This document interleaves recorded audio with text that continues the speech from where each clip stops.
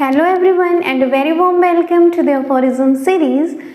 Today we are going to see the aphorism number 92 which is the continuation of the case taking.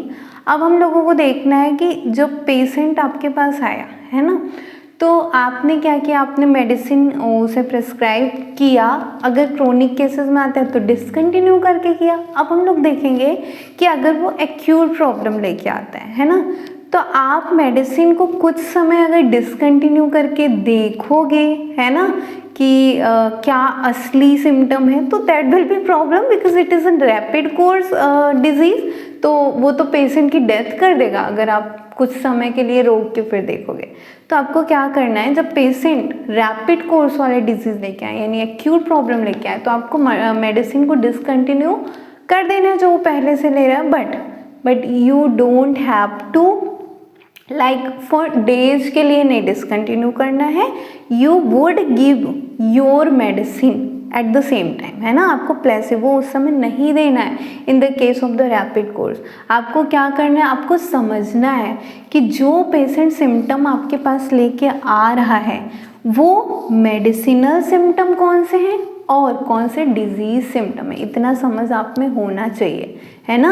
आप समझ जाओ कि medicine की वजह से क्या क्या सिम्टम, इसके जो पहले से मेडिसिन वो ले रहे हैं उसका सिम्टम क्या है, और जो डिजीज सिम्टम है उन दोनों को मिला के इस समय पेशेंट का सिम्टम देख रहे हो आप, तो उसको कहते हैं आप कॉन्जॉइंट मेलेडी. तो आपको कॉन्जॉइंट मेलेडी में से ये पहचान आना चाहिए कि कौन सा डिजीज सिम्टम है.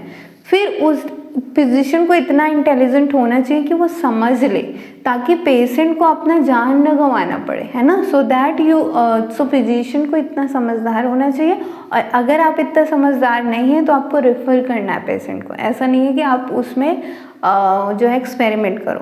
सो डिजीज सिम्टम और ऑलरेडी टेकन मेडिसिन का जो सिम्टम है उसे कॉन्जॉइंट मेलेडी कहते हैं. और उसको देखना है एक्यूट केसेस में आपको और समझना है कि इसमें से डिजीज सिम्टम कौन सा है.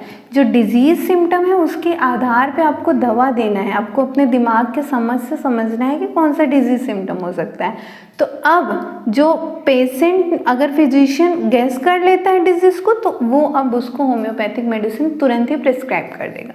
ओके. सो अगर रैपिड कोर्स आता है तो पेशेंट पहले से ही मेडिसिन, रैपिड कोर्स डिजीज है तो पहले से ही मेडिसिन लिया रहता है, और डिजीज का भी सिम्टम है तो दोनों सिम्टम मिल जाते हैं. That is the conjoint melody.